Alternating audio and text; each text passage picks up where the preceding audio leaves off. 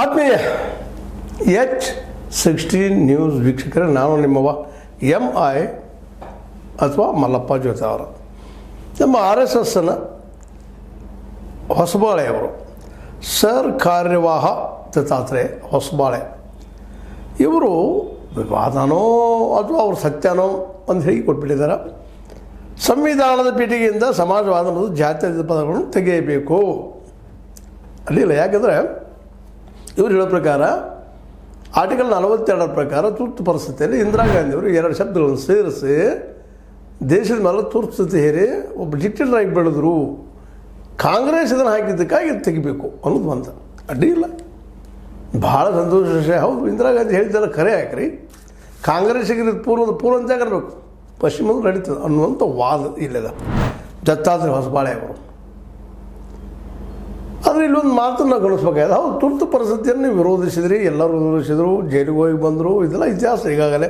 ಅದರಲ್ಲಿ RSS ಸಾಕಷ್ಟು ದೊಡ್ಡ ಕೆಲಸವನ್ನು ಮಾಡಿದ್ರೆ ಅದನ್ನು ಒಪ್ಕೊಳ್ಳು, ಆ ಮಾತನ್ನು ಬೇರೆ. ಆದರೆ ಈ RSS ವಿಶೇಷವಾಗಿ ನಮ್ಮ ಪಿಣರಾಯಿ ವಿಜಯನ್ ಅವರ ಅಭಿಪ್ರಾಯ ಪ್ರಕಾರ ಕೇರಳ ಮುಖ್ಯಮಂತ್ರಿ ಅವರು ಜವಾಬ್ದಾರಿಯುತವಾದ ಮನುಷ್ಯ ಇರ್ಬೋದು, ಇವ್ರ ತತ್ವಕ್ಕೆ ಇವ್ರ ವಿಚಾರಕ್ಕೆ ವಿರೋಧಿ ಇರ್ಬೋದು. ಅವ್ರೊಂದು ಮಾತು ಹೇಳ್ತಾರೆ, RSSನ ಕರೆ ನಮ್ಮ ಗಣತಂತ್ರದ ಮುಖ್ಯ ಆಶಯಗಳನ್ನು ನಾಶ ಮಾಡುವುದೇ ಆಗಿದೆ. ಏನು ತೆಗಿಯಲಾಗಿದಾರಲ್ಲ, ಇದರ ಉದ್ದೇಶ ಏನಪ್ಪ ಅಂತಂದ್ರೆ ಈ ಗಣತಂತ್ರವನ್ನು ನಾಶ ಮಾಡಿಬಿಡ್ಬೇಕು, ಸಂವಿಧಾನ ನಾಶ ಮಾಡಬೇಕು ಅಂತೇಳಿ. ತುರ್ತು ಪರಿಸ್ಥಿತಿ ಸಂದರ್ಭದಲ್ಲಿ ತನ್ನ ಅಸ್ತಿತ್ವಕ್ಕಾಗಿ RSS ಇಂದಿರಾ ಗಾಂಧಿ ಅವರ ಜೊತೆ ಕೈ ಜೋಡಿಸಿತ್ತು ಅಂತ ಆರೋಪ ಮಾಡ್ತಾ ಇದ್ದಾರೆ. ತುರ್ತು ಪರಿಸ್ಥಿತಿಯಲ್ಲಿ ಅವ್ರು ಸಪೋರ್ಟ್ ಮಾಡಿತ್ತು, ಇದು ಸುಳ್ಳಲ್ಲ ಅನ್ನೋ ಮಾತನ್ನು ಪಿಣರಾಯಿ ಅವರು ಹೇಳ್ತಾ ಇದ್ದಾರೆ. ಯಾವ RSS ತುರ್ತು ಪರಿಸ್ಥಿತಿ ವಿರೋಧ ಮಾಡಿತ್ತು ಆ ಸಂದರ್ಭದಲ್ಲಿ ಹಾಕಿದಂಥ 2 ಪದಗಳು ತೆಗಿ ಅಂತ ಹೇಳ್ತಾ ಇದ್ದಾರೆ. ಇದು ಯಾವ ನ್ಯಾಯ ಅಂತ? ಇದು ಪಿಣರಾಯಿ ಅವರ ಅಭಿಪ್ರಾಯ. ಸಂವಿಧಾನವನ್ನು ಬುಡಮೇಲು ಮಾಡುವುದಕ್ಕಾಗಿ ತುರ್ತು ಪರಿಸ್ಥಿತಿ ಹೇರಿದ್ದ ಆಗಿನ ಸಂದರ್ಭವನ್ನು ಬಳಸಿಕೊಳ್ಳುವುದು ಅದರ ಪುಟಾಟಿಕೆ ಮತ್ತು ರಾಜಕೀಯ ಅವಕಾಶವಾಯ್ತನ ಅಂಥೇಳಿ ನೇರ ಆರೋಪ ಮಾಡ್ತಾ ಇದ್ದಾರೆ. ಇದು ಸತ್ಯನ ಸುಳ್ಳಲ್ಲ. ಇಲ್ಲಿ ನಾವು ಏನು ಹೇಳಬೇಕಾಗ್ಯದಪ್ಪ ಅಂದ್ರೆ ಮುಖ್ಯವಾಗಿ ಈಗ ಇವರು ಏನಪ್ಪ ಅಂತಂದ್ರೆ ಹೊಸಬಾಳೆಯವ್ರು ಮಾಡಿದಂಥ ಪದ ತೆಗಿಬೇಕು, ಸಮಾಜವಾದ ಮತ್ತು ಜಾತ್ಯತೀತ ಅಂತ ಹೇಳ್ತಾ ಇದ್ದಾರೆ. ಇದು ಅವರು ಅವತ್ತು ಪೀಠಿಗೆಯಲ್ಲಿ ಅಂಬೇಡ್ಕರ್ ಅವರು ಹಾಕದೇ ಹೋಗಿರ್ಬೋದು, ಆದರೆ ಇಡೀ ಸಂವಿಧಾನದ ಆಶಯ ಇದ್ರ ಮೇಲೆ ಅದ. ಸಮಾನತೆ, ಸಮತಾವಾದ, ಸಮಾಜವಾದ ಇವುಗಳ ನೆಲೆಗಟ್ಟಿನಲ್ಲಿ ಇಡೀ ಸಂವಿಧಾನ ನಿಂತದ. ಅದರ ಮೂಲ ಢಾಂಚೆ ಅದ್ರ ಮೇಲೆ ಅದ. ಇದನ್ನು ನಾವು ಒಪ್ಪಬೇಕಾಗ್ತದೆ. ಅದು 2 ಪದ ತೆಗೆದ್ರೆ ಹೋಗುವುದಿಲ್ಲ ಅದು. ಯಾಕಂದ್ರೆ ಯಾವ ಅಂಬೇಡ್ಕರ್ ಅವರು ಸಾಯುವ ಮುಂದೆ ಹಿಂದುವಾಗಿ ಸಾಯುವುದಿಲ್ಲ, ಅಲ್ಲಿ ಅಸಮಾನತೆ ವಿರುದ್ಧ ಹೋರಾಟ ಮಾಡಿದೆ ಅಂತೇಳಿ ಕೊನೆಗೆ ಬೌದ್ಧ ಧರ್ಮ ಸ್ವೀಕಾರ ಮಾಡಿದರು. ಯಾವ ಅಂಬೇಡ್ಕರ್ ಮನುಸ್ಮೃತಿಯನ್ನು ಸುಟ್ಟು ಹಾಕಿದ್ರು ಅಂಥವರು ಎಂದಾದರೂ ಈ 2 ಪದಗಳನ್ನು ಬಳಸಿದ್ರೆ ತಪ್ಪ ಅಂತ ಹೇಳ್ತಾರ? ಇರ್ಬೋದು, ಇಂದಿರಾ ಗಾಂಧಿ ಹಾಕಿದ್ಕಾಗಿ ವಿರೋಧ ಮಾಡೋದು ನಾವು ಇಲ್ಲಂತಲ್ಲ. ಅದು ಒಳ್ಳೆಯ ವಿಷಯ, ಒಳ್ಳೆಯ ವಿಚಾರ, ಯಾವುದೇ ಮುಂದಿಂದ ಬರಲ್ಲ, ಸ್ವೀಕಾರ ಮಾಡಬೇಕಾಗಿದೆ. ಇವತ್ತು ನಿಧಾನಕ್ಕೆ ಯಾವುದೇ ಕಾರಣಕ್ಕಿರಲಿ RSS ಆದರೂ ಸಹಿತ ತನ್ನ ಮುಖವಾಡ BJPಯ ಸಲುವಾಗಿ, BJP ಆಡಳಿತಕ್ಕಾಗಿ ಅನೇಕ ಕಾಂಪ್ರಮೈಸ್ಗಳು ಮಾಡ್ತಾ ಬಂದಿದ್ದು ನಾವು ನೋಡ್ತಾ ಬಂದಿದ್ದೀವಿ. ಯಾವ ಮೆರಿಟ್ ಸಲುವಾಗಿ ಹೋರಾಟ ಮಾಡ್ತಾ ಇತ್ತೋ BJP, ಯಾವ ಮೇಲ್ವರ್ಗ ಜನದವ್ರು ಮಾತ್ರ ಜನರು ಉಳಿದವ್ರು ದಡ್ರು ಅನ್ನುವಂಥ ವಿಚಾರ ತಿಳ್ಕೊಂಡಿತ್ತು, ಮೆರಿಟ್ ಇದ್ದವ್ರು ಮಾತ್ರ ಆಡಳಿತ ಮಾಡಲಿ ಅಂತ ಹೇಳ್ತಾ ಇತ್ತು. ಅದು ಇವತ್ತೇನು ಮಾಡಿತು? ನಮ್ಮ PM ನಮ್ಮ OBC ಅವರು ಅಂತ ಹೇಳಿ ಶುರು ಮಾಡಿದರು, ಮೀಸಲಾತಿಯನ್ನು ಬೆಂಬಲಿಸಲಿಕ್ಕೆ ಶುರು ಮಾಡಿದರು. ಅಂಬೇಡ್ಕರ್ ನಾವು ವಿರೋಧಿ ಅಲ್ಲ ಅಂತ ಹೇಳಿ ಶುರು ಮಾಡಿದರು. ಯಾವ ಅಂಬೇಡ್ಕರ್ ಇವ್ರನ್ನ ದ್ವೇಷ ಮಾಡಿ ಇವ್ರು ತಪ್ಪಿದ್ದಾರಪ್ಪ ಅಂತೇಳಿ ಇಡೀ ಸಂವಿಧಾನದ ಮೂಲಕ ಉತ್ತರ ಕೊಟ್ಟಿದ್ರು. ಅವ್ರನ್ನ ಒಪ್ಕೊಳ್ತಾ ಇದ್ವಿ, ನಾವು ಸಂವಿಧಾನ ವಿರೋಧಿ ಅಲ್ಲ ಅಂತೇಳಿ. ಆದರೆ 2ನೇ ದರ್ಜೆ ಕೆಳ ದರ್ಜೆಯ BJP ನಾಯಕರು ಇವತ್ತು ಹೇಳ್ತಾ ಇದ್ದಾರೆ ನಾವು ಸಂವಿಧಾನ ಬದಲು ಮಾಡೇ ಮಾಡ್ತೀವಿ. ಫಸ್ಟ್ ಡಿವಿಷನ್ ಅವರಲ್ಲೂ ಇದ್ದಾರೆ, ಇಲ್ಲಂತಲ್ಲ, ಆದರೆ ಅನ್ನೋದಿಲ್ಲ ಬಾಯ್ಬಿಟ್ಟವರು. ಹೀಗೆ ಸಂವಿಧಾನ ವಿರೋಧವಾಗಿ ನಿರಂತರವಾಗಿ ಬಂದಂಥ ಇವರು ಇವತ್ತು 2 ಪದ ತೆಗೀರಿ ಅಂತ. ಆದರೆ ಇಡೀ 2 ಪದಗಳ ಮೇಲೆ ಇಡೀ ಸಂವಿಧಾನ ನಿಂತದ.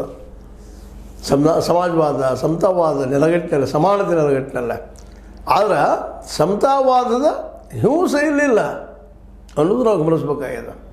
ಹಿಂಸೆ ಇಲ್ಲದ ಸಮಾಜವಾದವನ್ನು, ಹಿಂಸೆ ಇಲ್ಲದ ಸಮತಾವಾದವನ್ನು ಅಂಬೇಡ್ಕರ್ ಅವರು ಒಪ್ಪಿದ್ರು, ಅದನ್ನು ಪ್ರತಿಪಾದನೆ ಮಾಡಿದರು. ಅದೇ ಇವತ್ತು ನಮ್ಮ ಸಂವಿಧಾನ. ಆದರೆ ಇದನ್ನು ಅವತ್ತು ಒಪ್ಪಿರಲಿಲ್ಲ ಈ RSSಗರು ಮತ್ತು ಸಂಘ ಪರಿವಾರದವರು. ಇವತ್ತು ಒಪ್ತಾ ಇಲ್ಲ, ಆದರೆ ಹೇಳ್ತಾ ಇಲ್ಲ. ಪಿಣರಾಯಿ ಅವರು ಅದನ್ನ ಹೇಳಿದ್ದು, ತುರ್ತು ಪರಿಸ್ಥಿತಿಯಲ್ಲಿ ಕೆಲವೊಬ್ಬರು ಜೈಲು ಹೋಗಿರ್ಬೋದು. ಬಟ್ RSS ಇದ್ದು ತನ್ನ ಉಳಿವಿಗೆ ಬೆಂಬಲ ಸೂಚಿತ್ತು ಇಂದಿರಾ ಗಾಂಧಿಯವರು ಏನಂತ ಆರೋಪ ಮಾಡ್ತಾ ಇದ್ದಾರೆ. ಅವತ್ತಿನ ಅನೇಕ ಜನಸಂಘದಾಗಿರ್ಬೋದು, ಇನ್ನುಳಿದವರಾಗಿರ್ಬೋದು, ಆವತ್ತಿನ ಸಂಘ ಪರಿವಾರ ಜನ ಆಗಿರ್ಬೋದು ಬೆಂಬಲಿಸಿದ ಸುಳ್ಳಲ್ಲ ಇಂದಿರಾ ಗಾಂಧಿ ಅವರನ್ನು. ಇವತ್ತು ಬದಲಾದ ಪರಿಸ್ಥಿತಿಯಲ್ಲಿ ಮತ್ತು ಬೇರೆಗಳ ಚಿತ್ರ ಹಿಡ್ಕೊಂಡು ನಾವು ಸಂವಿಧಾನ ಪರ ಅಂತೇಳಿ ಆಲ್ರೆಡಿ ಇವರ 2ನೇ ದರ್ಜೆ ನಾಯಕರು ಸಂವಿಧಾನ ಬದಲು ಮಾಡ್ತೀವಿ, ನಮ್ಗೆ ಪೂರ್ಣ ಮೆಜಾರಿಟಿ ಕೊಡ್ರಿ ಅಂತೇಳಿ. ಮತ್ತು ನಿಮಗೂ ಗೊತ್ತದ ಹಿಂದಿನ ಲೋಕಸಭಾ ಚುನಾವಣೆಯಲ್ಲಿ ಇಡೀ ದೇಶದ ಮೋದಿಯವರು ಏನೇನು ಹೇಳ್ತಾ ಸಾಗಿದ್ರು, 400 ಪಾರ್ ಮಾಡಿರಿ, ನಾವು ಸಂವಿಧಾನ ಬದಲು ಮಾಡ್ತೀವಿ ಅಂತ. ಇವತ್ತಿಗೂ ಸಹಿತ ಶ್ರೇಷ್ಠ ಯಾವುದು ಸಂಸತ್ತು ಅಂತ ಹೇಳ್ತಾ ಇದ್ದಾರೆ ನಮ್ಮ ಉಪರಾಷ್ಟ್ರಪತಿಯವರು. ಸಂಸತ್ತು ಶ್ರೇಷ್ಠ, ನ್ಯಾಯಾಂಗಲ್ಲ, ಸಂಸತ್ತೇನು ಕಾನೂನು ಮಾಡ್ತಾರೆ ಶ್ರೇಷ್ಠ ಅನ್ನುವಂಥ ವಾದ ಮಾಡ್ತಾ ಇದ್ದಾರೆ. ಸಂವಿಧಾನ ಶ್ರೇಷ್ಠ ಇವತ್ತಿಗೂ ಒಪ್ಕೊಳ್ತಾ ಇಲ್ಲ. ಅವರೊಬ್ಬರಲ್ಲ, ಅನೇಕ ನಾಯಕರು ಅಂದಾಗ ನಮ್ಮ ಹೊಸಬಾಳೆ ದತ್ತಾತ್ರೇಯ ಹೊಸಬಾಳೆ ಅವರು ಇವತ್ತು ನಿಜವಾಗಿಯೂ ಆ 2 ಪದಗಳ ಮೇಲೆ ತೆಗೆದು ಹಾಕಬೇಕು ಅನ್ನುವಂಥ ಹೇಳಿಕೆಗೆ ಇವತ್ತು ಈ ದೇಶದ ಜಾತ್ಯತೀತ ಜನ ಅನ್ನುವಂಥವ್ರು ಅಥವಾ ವಿಚಾರವಾದಿಗಳು ಅನ್ನುವಂಥವ್ರು, ವೈಜ್ಞಾನಿಕ ವಿಚಾರಗಳಂಥವ್ರು ಇವತ್ತು ವಿರೋಧ ಮಾಡ್ತಾ ಇದ್ದಾರೆ ಮತ್ತು ಮಾಡಲೇಬೇಕಾದಂಥದ್ದು. ಯಾಕಂದರೆ ಅವು 2 ಪದಗಳೇ ತೆಗೆದ್ರೆ ಉದ್ದೇಶ ಏನಿರೋದು, ಯಾಕೆ ತೆಗಿಬೇಕು? ಮತ್ತೊಮ್ಮೆ ಹಿಂದುತ್ವ ನೆಲೆಗಟ್ಟಲೆ ರಾಷ್ಟ್ರ ಕಟ್ಟಬೇಕಾಗಿದೆನಾ? ಈಗಾಗಲೇ ಹೊಸಬಾಳೆಯವರಿಗೆ ನಿಜವಾಗಿಯೂ ಅಭ್ಯಾಸಕರಾಗಿರೋ ಗೊತ್ತಾಗಬೇಕಾಗಿತ್ತು. ಜಾತ್ಯತೀತ ಪದ ಬಿಟ್ಟಿದ್ದಕ್ಕಾಗಿ ಇವತ್ತು ಇಡೀ ವಿಶ್ವದಲ್ಲಿ ಭಾರತ ಏಕಾಂಗಿ ಆಗಿದೆ ಅಂತೇಳಿ ಇದನ್ನು ನೀವು ಅಭ್ಯಾಸ ಮಾಡಿ ಒಪ್ಕೊಳ್ಳೋಂಥ ವಿಷಯ ಇದು. ಇವತ್ತು ನಿಮ್ಮ ಜೊತೆಗೆ ಯಾರಿದ್ದಾರೆ ಹೊಸಬಾಳೆಯವರ? ಯಾವ ದೇಶದ? ಚೀನಾದನ? ಕೇವಲ ಬಾರ್ಡರ್ ಮೇಲೆ ಅದಪ್ಪ ಅಂತ ಮಾತಾಡ್ತಾ ಇದ್ದಾರೆ ನಿಮ್ಮ ಜೊತೆಗೆ. ಅವರು ಮ್ಯಾನುಫ್ಯಾಕ್ಚರಿಂಗ್ ಗೂಡ್ಸ್ ತೊಗೊಳ್ತೀರಿ, ವಸ್ತುವನ್ನು ತೊಗೊಳ್ತೀರಿ ಅಂತ ಮಾತಾಡಿಸ್ತಾ ಇದ್ದಾರೆ. ಪಾಕಿಸ್ತಾನ ಇವತ್ತು ಇಡೀ ವಿಶ್ವ ತುಂಬ ಎಲ್ಲ ಕಡೆನೂ ತಾವೊಬ್ಬ ಸಜ್ಜನ ಭಾರತ ಭಯೋತ್ಪಾದಕ ದೇಶ ಬಲೂಚಿಸ್ತಾನಕ್ಕೆ ಸಪೋರ್ಟ್ ಮಾಡ್ತಾ ಇದೆ, ಇದು ಭಯೋತ್ಪಾದನೆ ಬೆಳೆಸ್ತಾ ಇದೆ ಅಂತ ನಿಮ್ಮೇಲೆ ಆರೋಪ ಮಾಡ್ತಾ ಇದ್ದಾರೆ. ಅದನ್ನು ಮಾಡೋದು ಕಾರಣೀಭೂತರು ಯಾರು? ನೀವು. ಈ ದೇಶದಲ್ಲೇ ಹಿಂದುತ್ವ ಅತಿಯಾಗಿ ಪ್ರತಿಪಾದನೆ ಮಾಡಿ ಹಿಂದೂ ರಾಷ್ಟ್ರ ಕಟ್ಟಲಿಕ್ಕೆ ಹೊರಟ ಇವತ್ತು ಇಡೀ ದೇಶವನ್ನು ಅನಾಥನಾಗಿ ಮಾಡಿದ್ದೀರಿ ಅನ್ನೋದು ಅಷ್ಟು ಸತ್ಯದ. ಅದಕ್ಕೆ ನೀವು ವಿಚಾರವಂತರು, ಬುದ್ಧಿವಂತರು. ಇಲ್ಲೇ RSS ಕಿತ್ತು ಹಾಕಬೇಕು, ಮತ್ತೇನು ಮಾಡಬೇಕು ಅಂತಲ್ಲ. ಇವತ್ತು ಆರ್ಗನೈಸರ್ ಅನ್ನೋ ಪತ್ರಿಕೆ ನಿಮಗೆ ಗೊತ್ತದ. ಆರ್ಗನೈಸರ್ದಲ್ಲಿ ನೀವು ನಿಮ್ಮ ಪರವಾಗಿ ಮಾತಾಡಿದ್ದಾರೆ ಅವರು, ಇಲ್ಲಂತಲ್ಲ. ಆದರೆ ಪರ ವಿರೋಧ ಅಲ್ಲ, ವಾದಕ್ಕಾಗಿ ವಾದ ಮಾಡೋದಲ್ಲ ಬದುಕ. ನೀವು ಕಪ್ಪ ನಾವು ಬೆಳ್ಳಗೆ ಅಥವಾ ಮತ್ತೇನೋ ವಾದ ಮಾಡೋದಲ್ಲ. ಇದು ವಸ್ತುಸ್ಥಿತಿ. ನಾವು ಬೆಳ್ಳಗಿದ್ರೆ ಬೆಳ್ಳಗಂತ ಹೇಳೋದು, ಕಪ್ಪಗಿದ್ರೆ ಕಪ್ಪಗಂತ ಹೇಳುವಂಥ ಮನಸ್ಥಿತಿ ಬೆಳೆದಾಗ ಮಾತ್ರ ಸಾಧ್ಯದ. ಆ ಎಲ್ಲ ನೆಲೆಯಲ್ಲೇ ಇವತ್ತು ನಮ್ಮ ರಾಹುಲ್ ಗಾಂಧಿಯವರು ಇಲ್ಲ ಸಂವಿಧಾನ ಮೇಲೆ ದಾಳಿ, ಹಾಗೆ ಹೇಗೆ ಸಮಾನತೆ, ಜಾತ್ಯತೀತ ಮತ್ತು ನ್ಯಾಯದ ಪರವಾಗಿ ಮಾತನಾಡುವ ಸಂವಿಧಾನವು RSS ಅನ್ನು ಕೆರಳುವಂತೆ ಮಾಡುತ್ತದೆ ಅಂತ ತಮ್ಮ ಎಕ್ಸ್ಪೋರ್ಟ್ನಾಗ ಹೇಳ್ಕೊಂಡಿದ್ದಾರೆ. ಅದೇ ಕಾಲಕ್ಕೆ ಇನ್ನೊಂದು ಮಾತನ್ನು ಹೇಳ್ತಾ ಇದ್ದಾರೆ ರಾಹುಲ್ ಗಾಂಧಿ ಅವರು. ಸಂಘಟನೆಯ ಕಾರ್ಯವಾಹ ದತ್ತಾತ್ರೇಯ ಹೊಸಬಾಳೆ ಅವರ ಹೇಳಿಕೆಯಿಂದ RSS ಮುಖವಾಡ ಕಳಚಿ ಬಿದ್ದಿದೆ. ಸಂವಿಧಾನದ ಬದಲು ಮನುಸ್ಮೃತಿ ಜಾರಿಗೊಳಿಸಬೇಕು ಎಂಬುದೇ ಅವರ ಬಯಕೆಯಾಗಿದೆ ಅಂತೇಳಿ ರಾಹುಲ್ ಗಾಂಧಿ ಅವ್ರ ಮೇಲೆ ಆರೋಪ ನೇರಾಗಿ ಮಾಡ್ತಾ ಇದ್ದಾರೆ. ಈ 2 ಪದಗಳನ್ನು ತೆಗೀರಿ ಅನ್ನೋದಕ್ಕಾಗಿ. ಇದು ಸತ್ಯನ ಸುಳ್ಳನ ಮತ್ತು ಚರ್ಚೆ ಮಾಡೋ ಜೊತೆಗೆ ಇವತ್ತು ಭಾರತ ಏಕಾಂಗಿಯಾಗಿದ್ದು ಈ ಅತಿ ಹಿಂದುತ್ವವಾದಿಂದ ಅನ್ನೋದನ್ನು ನೀವು ಇನ್ನೊಮ್ಮೆ ಕುಳಿತು ವಿಚಾರ ಮಾಡಿರೋದನ್ನು ನಾವು ಹೇಳ್ತಾ ಇದ್ದೀವಿ ಅಂತ ನಂಬರಂತಲ್ಲ. ಒಮ್ಮೆ ಸಮಾಧಾನ ಕೂತ್ಕೊಂಡು ವಿಚಾರ ಮಾಡಿದಾಗ ನಿಮ್ಗೆ ಗೊತ್ತಾಗ್ತದೆ. ಇವತ್ತು ನಮ್ಮ ಪಹಲ್ಗಾಮ್ದಲ್ಲಿ ಆದಂತಹ ನಾವು ಗೆಲ್ಲುವ ಸ್ಥಿತಿಯಲ್ಲಿದ್ದೀವಿ. ಭಾರತದ ಸೈನ್ಯ ಗೆಲ್ಲುವ ಸ್ಥಿತಿಯಲ್ಲಿತ್ತು. ಅದನ್ನು ಯಾವುದೋ ದೇಶದ ಒಬ್ಬ ಅಮೇರಿಕೆ ಅಧ್ಯಕ್ಷ ಅದನ್ನು ಸೀಸ್ ಫೈರ್ ಮಾಡಿದ್ದಕ್ಕಾಗಿ ಇವತ್ತು ನಾವು ಗೆಲ್ಲುವ ಅವಕಾಶಗಳು ಕೊಡ್ವಿ. ಪಾಕಿಸ್ತಾನ ಆಕ್ಯುಪೈಡ್ ಭಾರತವನ್ನು ಮರಳಿಪಡಿ ಸಾಧ್ಯತೆಗಳೆಲ್ಲ ಇದ್ದು ನಮ್ಮ ಸೈನ್ಯ ಆ ರೀತಿಯಾಗಿ ಹೋರಾಟ ನಡೆಸಿತ್ತು. ಸೀಸ್ ಫೈರ್ ಮಾಡಿ ಇವತ್ತು ಸೀಸ್ ಫೈರ್ ಇವತ್ತು ಅಮೇರಿಕ ಅಧ್ಯಕ್ಷ ಮಾಡಿದ ಅಂತ ಹೇಳ್ತಾ ಹೇಳಲಿಕ್ಕಾಗ್ತಾ ಇಲ್ಲ. ಯಾಕೆ ಮಾಡಿದ್ರು ಅನ್ನೋದು ಹೇಳೋಕ್ಕಾಗ್ತಾ ಇಲ್ಲ ನಮ್ಮ ಮೋದಿಯವರಿಗೆ. ಇವತ್ತು ಇಡೀ ವಿಶ್ವದ ಎಲ್ಲ ದೇಶಗಳು ನಮಗೆ ದೂರ ಸರಿತವೆ. ಇಸ್ರೇಲ್ ಒಂದಿಟ್ಟು ನಮ್ಮ ಪರವಾಗಿ ಮಾತಾಡ್ತದೆ ವಿನ ಅದು ಬಿಟ್ಟರೆ ಯಾವ ದೇಶವೂ ಇಲ್ಲ. ಇರಾನ್ ನಮ್ಮ ಪರವಾಗಿಲ್ಲ, ಇರಾಕಿಂದ ಮೊದಲೇ ಇಲ್ಲ.